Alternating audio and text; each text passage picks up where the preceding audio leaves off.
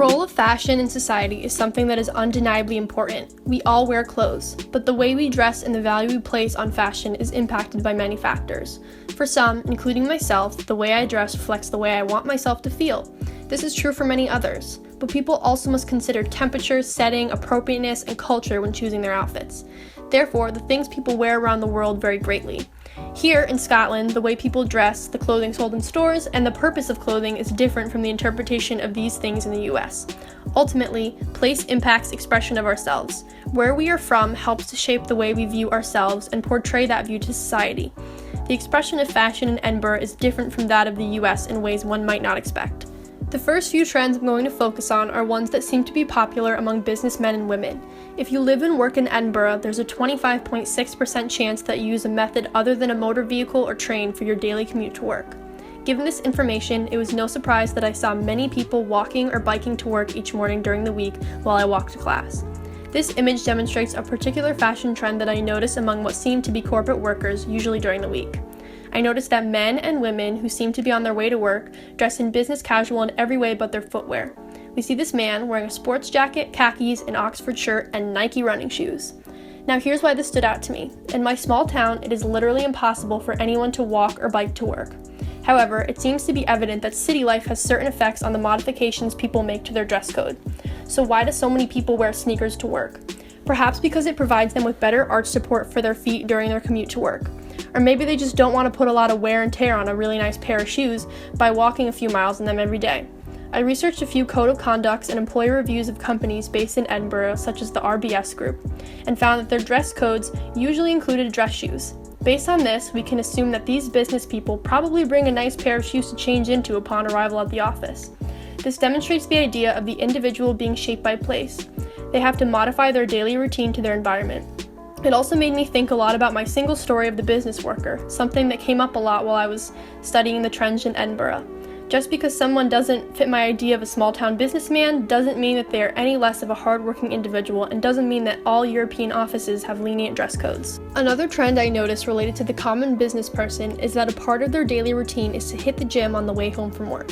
This picture shows a man that appears to have left work for the day carrying a gym bag along with his laptop bag. This is a common sight, and it was reinforced for me by the amount of adults I noticed in the Pleasance gym during the hours where the workday is generally over. This, once again, differed from my single story of the typical business person. So do the Scots simply care about their health more than Americans? I researched whether or not my hypothesis had any truth to it and found that it certainly did. According to a 2015 census administered by the Scottish government, 63% of adults aged 16 or over met the current moderate/vigorous activity guideline. It also told me that there had been no significant change to this proportion since 2012, as demonstrated by this chart. When we ask the same question for the US, we find that only 49% of adults 18 or over meet the physical activity guidelines for aerobic activity. Perhaps Americans live by more of an SSP lifestyle, where we let society and structural guidelines shape us, whereas over here they more believe in SI, that the individual shapes the environment. Either way, the difference in mindsets is interesting. It seems to be popular here for women, instead of carrying big leather purses, to instead carry around canvas tote bags. This trend is becoming a little bit more common in the US, but not nearly as widespread as it is here. This is evident when you walk into stores, as many of them will sell their own personalized canvas totes. During my travels in Edinburgh, I've compiled a list of places that market this trend, including Armchair Books, Mary's Milk Bar, the University of Edinburgh, Old Town Books, This'll Do Nicely, the Royal Mile Market, and the Red Door Gallery. I think that this is stemming from the fact that you have to purchase plastic bags here. This is a good example of being sociologically mindful. The environment seems to be a priority in Scotland, and by making it difficult to have access to items that damage the environment, it shows a respect for not only ecosystems, but the people and animals that live in them as well.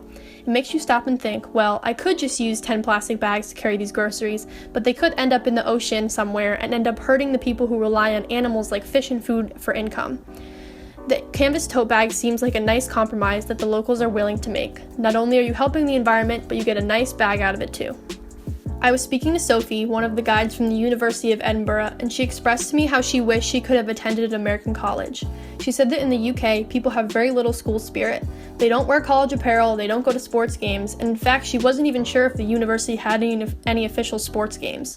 When I visited their only university bookstore in Bristow Square, I found that there was a lack of apparel that was available to students.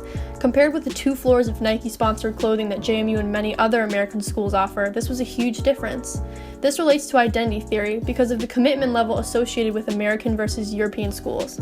As JMU Dukes, we are very involved in being part of the JMU community because we have lots of spirit-oriented activities available to us.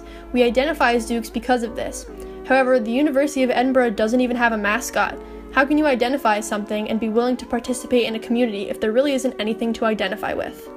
In Edinburgh, there seems to be a hesitation among women to wear clothing that reveals their legs. I've noticed that many women will go to every extreme to show as little leg as possible. On warm days, like the day this photo was taken, women will be wearing appropriate length dresses or skirts, but still wear tights underneath them. I've even noticed tights worn underneath shorts. Personally, it makes me feel a bit self-conscious about wearing shorts or skirts that might be considered inappropriate by locals. The idea of assessing situations could be an influence of this. If a woman in Edinburgh wears shorts or skirt without tights and thinks that people will judge her for that choice and then something bad does happen, then she will adjust her behavior to make sure it doesn't happen again. Judging by all the catcalling that happens in Edinburgh, I can understand why this might take place. Additionally, it could just be a social norm, which is ultimately what fashion is. If everyone is suddenly wearing tights, you'll probably go out and buy tights to wear because it is viewed as normal in your society. The school dress codes here in Edinburgh differ from that of dress codes I'm used to, in that they all require students to wear a uniform. I researched the uniforms of many public schools here in Edinburgh, including Broughton High School and James Gillespie's High School, and all of them have some form of dress code, whether it be a more traditional plaid skirt and blazer for girls and something similar for boys, or simply a white button-down shirt and black bottoms. However, when I saw all these kids wearing uniforms with their school's crest on them, I automatically assumed that everyone in Edinburgh went to private school. I placed these kids into the same social categories I'm used to seeing among uniform-wearing students at home, including rich, white, upper class, etc. Upon learning that most of the kids I was seeing attended public school, I learned that my social categories were extremely biased toward my own small world experiences. Continuing with identity, I've noticed that the strong American identity seems to find its way into the fashion world, even in Scotland. In America, many of our stores have clothing with graphics that say things like Malibu or New York or other famous American cities. This would make sense since we are in America. But in stores here, I've noticed that many of the graphic t-shirts make no reference to anything remotely European. They all mention things that are strictly American, like UCLA and New York. I decided to go into some stores, like Topshop, that are only in the UK, and look to see if there were any graphic t-shirts that didn't mention the United States. There weren't. This makes it seem like the Scots have a pretty significant single story of America. The only things they seem to mention are a few large cities, when in reality there is more to the US. It is interesting how a limited perception of another nation's culture reflects itself in certain trends.